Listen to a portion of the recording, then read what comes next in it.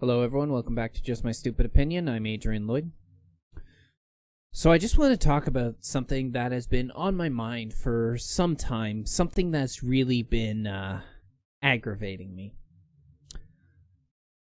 Today was the first day since here in Ottawa, Mayor Watson ended up implementing a bylaw that made masks mandatory when entering into any public vicinity inside. So, like, you entering into a business.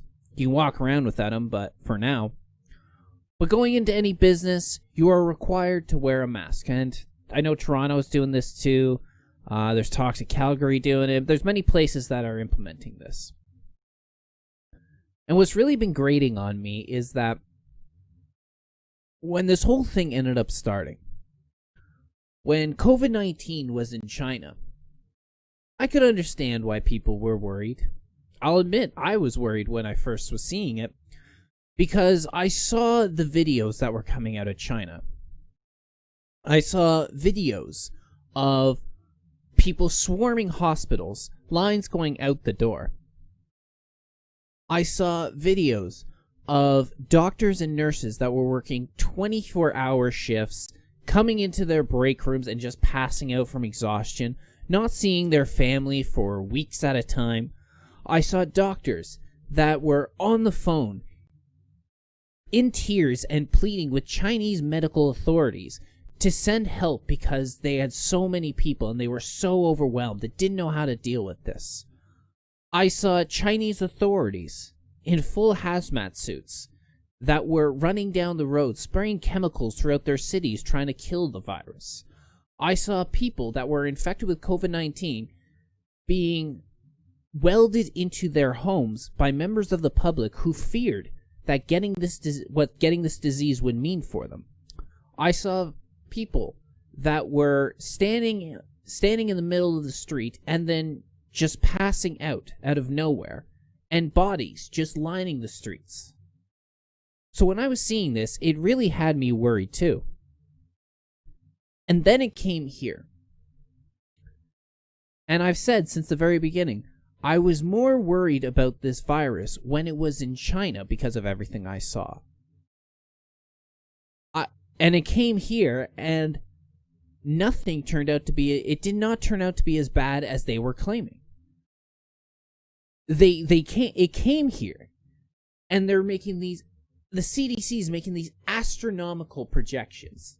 These astronomical projections that even with masks, even with social distancing, even with lockdowns, we're going to see huge numbers of people who get infected and people who are dying, and we need to be prepared. And those numbers were incredibly wrong. It came nowhere close to those numbers. You know, in China, it was perfectly healthy, middle-aged people, younger adults that you were seeing getting infected and hit hard by this. But over here, it was nothing like that. It turned out that it was a lot of elderly people who were dying from the disease, a lot of times in the same home when the disease ran rampant through there. So it's not like it's a danger to absolutely everybody out there. Sure, it's a danger to a certain degree, but it's a danger to people who have conditions that make them more susceptible to it, and the elderly who are already susceptible to diseases. And yet the response to this has been disproportionate. Shutting down businesses, locking everybody in their homes, destroying the economy, throwing us into a huge debt that's going to make it we'll probably never get out of, to be perfectly honest, in response to this virus that turned out to be much weaker than we thought, doesn't have nearly as much of an impact. But that's not really what's been bugging me. What's really been bugging me is the trampling of our rights, the trampling of our freedoms. How the fact that governments, municipal, provincial, federal, and all these parties, liberal, conservative, NDP, Green, have taken the Canadian Charter of Rights and Freedoms and basically wiped their ass with it. And what's bugging me even more than that is the deafening silence that came from the public. The deafening silence.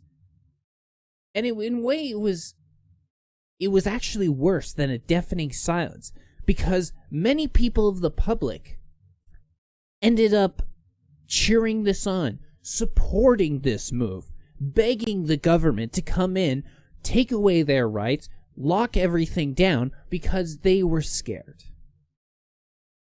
And I blame the public, the citizens, a lot more than I blame the government.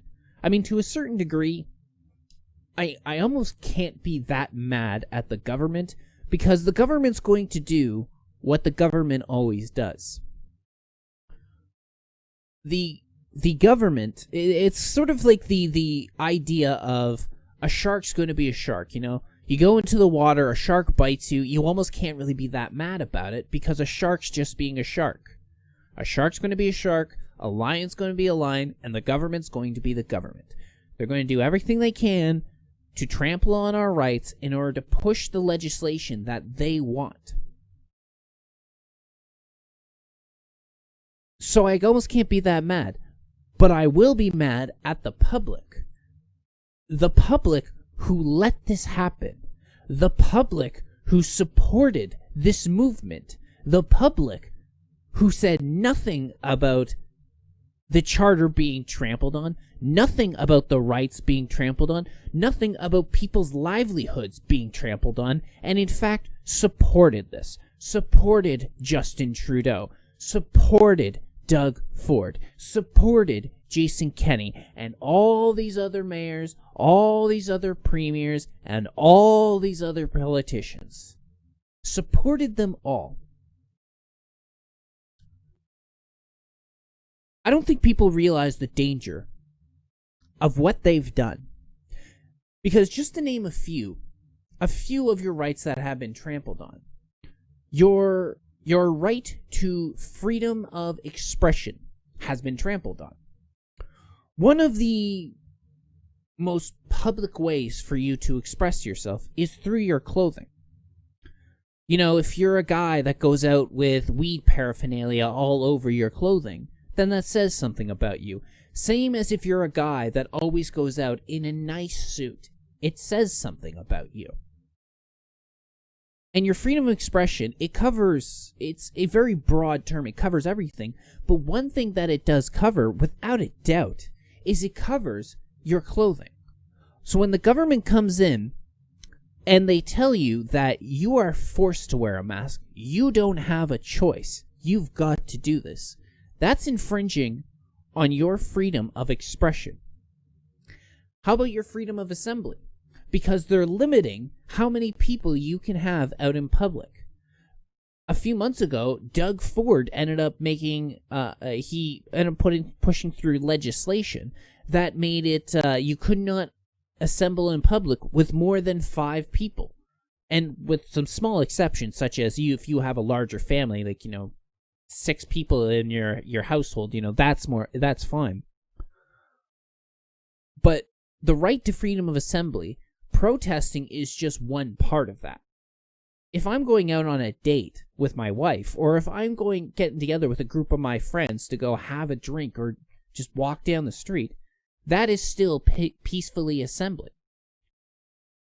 And the government took that away. In fact, by making it you couldn't be about with more than 5 people, they did essentially limit your right to protest. Take away your right to protest. Unless you want to do a 4 or 5 man protest, see how much attention that gets you. How about your freedom of mobility? Because in Canada, you have the freedom to move to any part of this country you want. Any province, you're allowed to drive through it, you're allowed to settle there, you're allowed to visit, but many provinces were locking down their borders, so it didn't matter. A good example was Quebec. Quebec locked down its borders when this whole thing ended up taking place. a blatant infringement on the Canadian Charter. And with all this going on, think about the impact it had on certain people. During this whole situation, we had the shooting in Nova Scotia where 22 people were killed. And they had family, not just in Nova Scotia, but all across the country. People were not allowed to go visit their family after this tragedy ended up happening. People weren't allowed to go to the funerals. And many people have not been able to go to the funerals of their loved ones because of this situation. And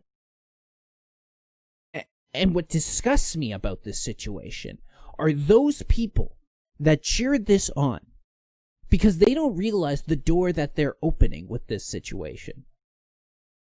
They don't realize that as soon as you let the government stamp on one part of your rights, then that means just about anything is available to be stamped on. So, for instance, might seem a bit hyperbolic, but I think it still applies. You know what's one thing that's covered under the Canadian Charter of Rights and Freedoms? Habeas corpus. The right to have a trial to prove your innocence. That's actually one. The presumption of innocence is covered under the Charter of Rights and Freedoms.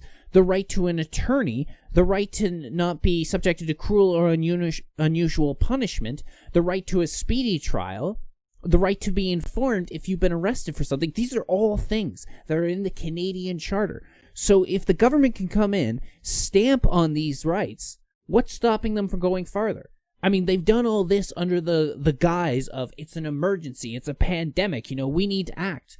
Well, what if sometime in the future, crime gets out of hand? Crime gets out of hand, and you know what? Doing due process, it's just not enough for us. Plenty of these criminals are getting away. So we need to trample on your right to due process, your presumption of innocence, in order to fight crime. People are dying, don't you know? You think it can't happen? Think I'm being hyperbolic? I might be being a little hyperbolic, but you've opened the door for that possibility. And that's why I've been so upset with the public more than the government. You let this happen by keeping silent. And more than that, you weren't just silent, you were complicit. You were complicit by going along with it, demanding everyone else go along with it, calling into the snitch lines because your neighbor didn't have a mask on or was going outside their home, or somebody who was forced to have their business closed decided to open back up to try and pay their rent, feed their family, but you had to go snitching to make yourself feel better, to make you feel safe, because you're a coward. You are a fucking coward. And you are complicit. Do you ever wonder why all of a sudden all of Germany supported the Nazi Party, for instance? Or how something about, what was it? I think it was 2 out of every 5 people in Soviet Russia was a government snitch. It was either 2 out of 5 or 3 out of 5 people in Soviet Russia was a government snitch. And this is how. By being complicit. By not looking at what's staring you in the face and demanding that the government do something.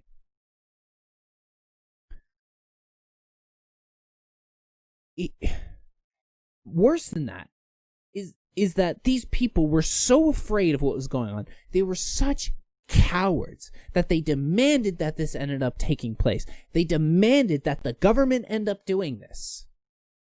And now many of them are starting to, venture out again. They don't want to stay locked up.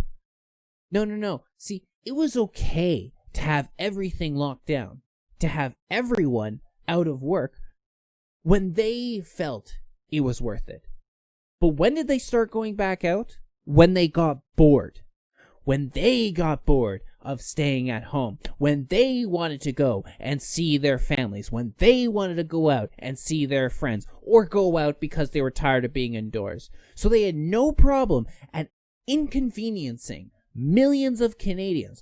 But as soon as they were inconvenienced, no, that's unacceptable. I should be able to go out. This is the thing.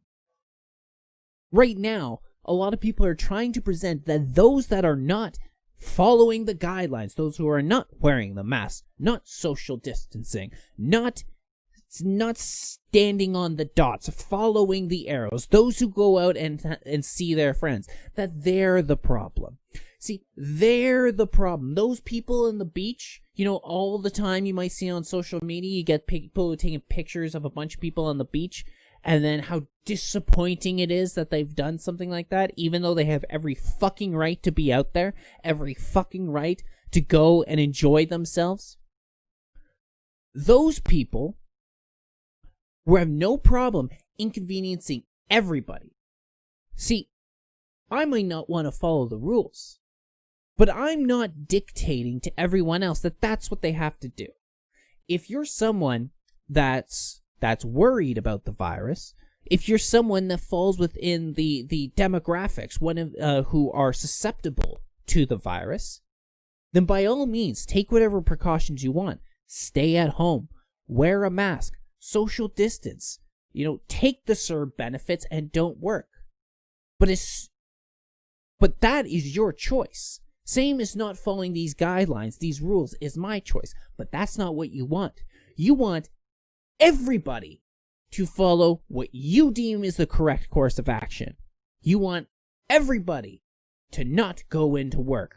You want everybody to be forced to wear the mask, everybody be forced to social distance, everybody be forced to be locked down in your homes. You have inconvenienced 40 million people. You've let the government trample on the rights of 40 million Canadians because you're scared, because you're a coward, because you don't feel comfortable.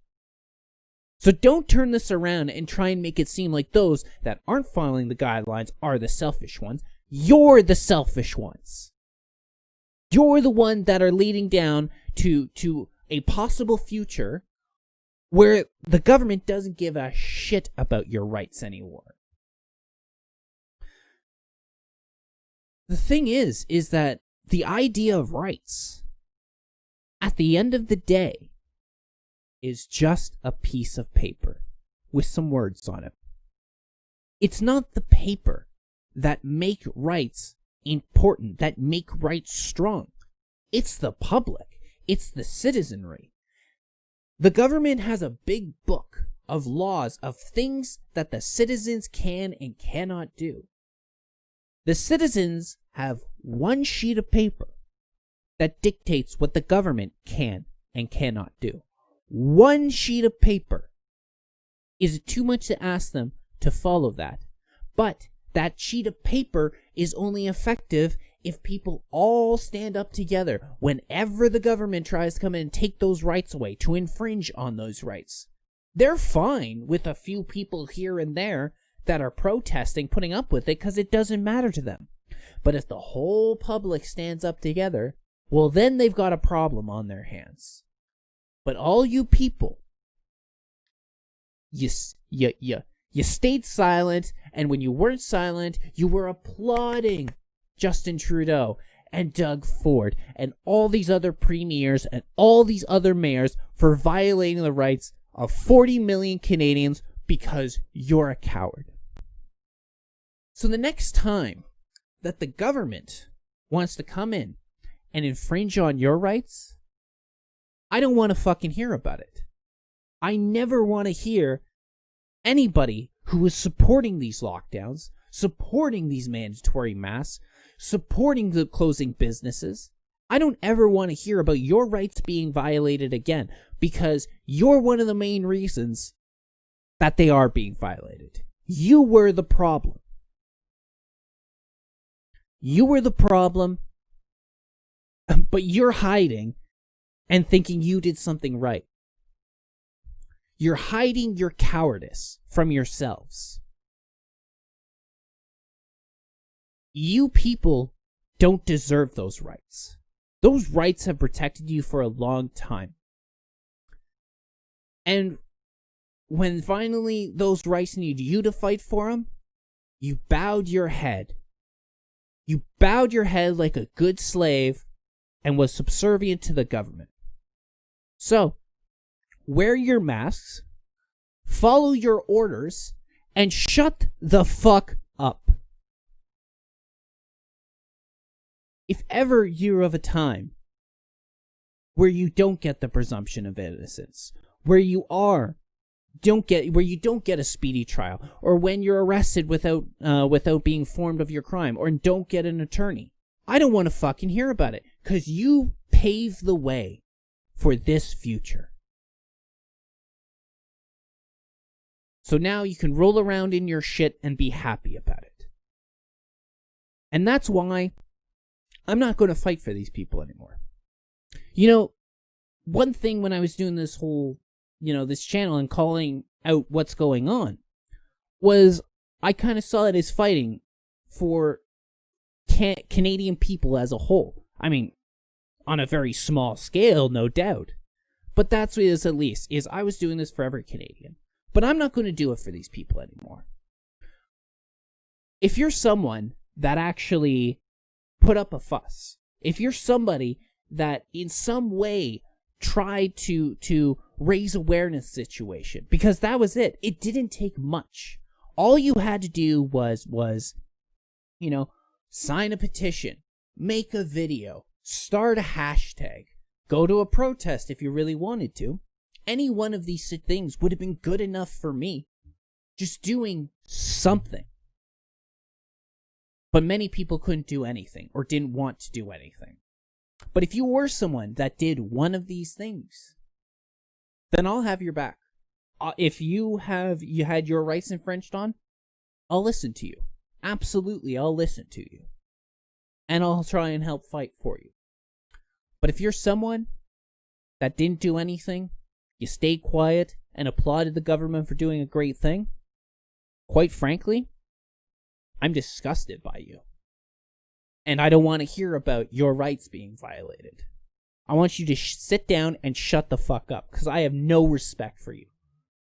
I've got no goddamn respect for you, and you don't deserve those rights. Those rights are for people that are actually willing to fight for it, one way or another.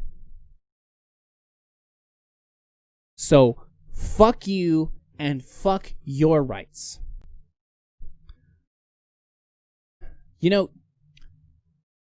George Carlin had a great bit a long time ago about germs.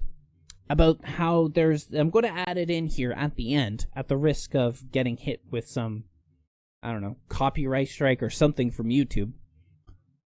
George Carlin had this great stand-up bit about germs and this fear of germs and where did it come from.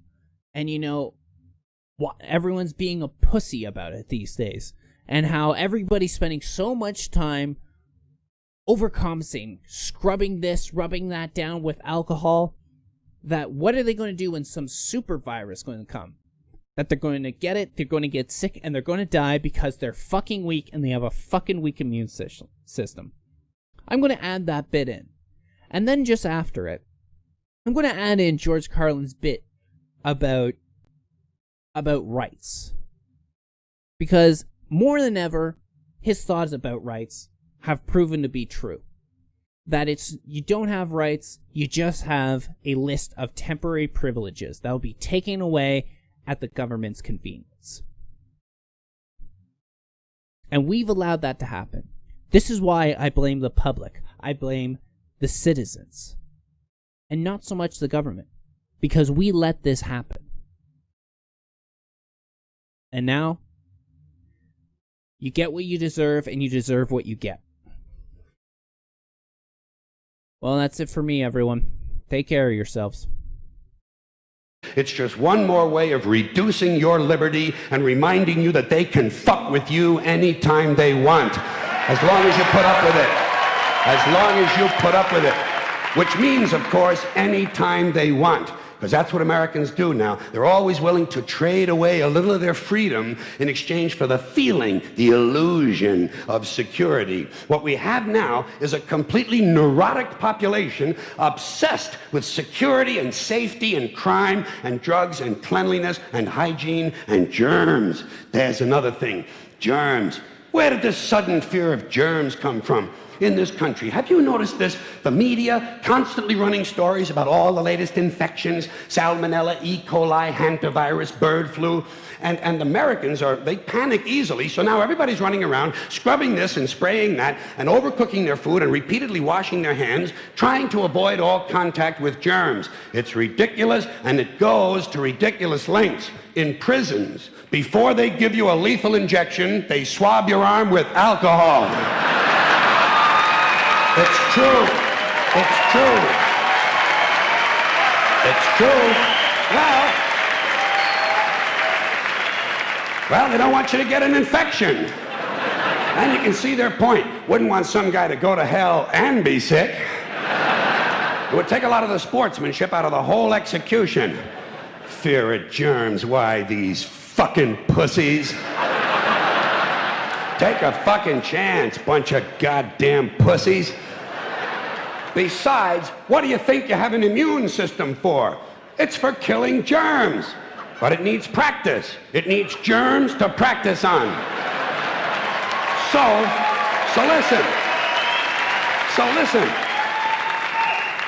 If you kill all the germs around you and live a completely sterile life, then when germs do come along, you're not going to be prepared. And never mind ordinary germs, what are you going to do when some super virus comes along that turns your vital organs into liquid shit? I'll tell you what you're going to do. You're going to get sick, you're going to die, and you're going to deserve it because you're fucking weak and you got a fucking weak immune system. Now, if you think you do have rights, one last assignment for you. Next time you're at the computer, get on the internet, go to Wikipedia.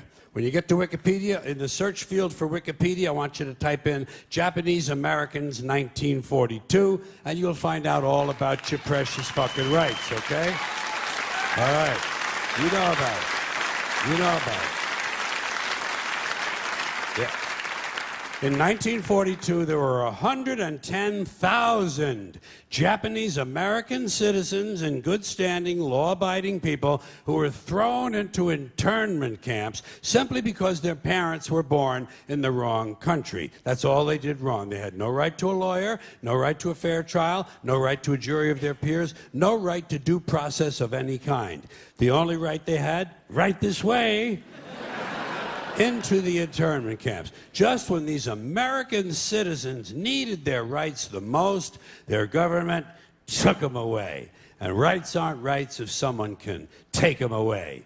They're privileges. That's all we've ever had in this country is a bill of temporary privileges. And if you read the news even badly, you know that every year the list gets shorter and shorter and shorter. You see how sooner or later?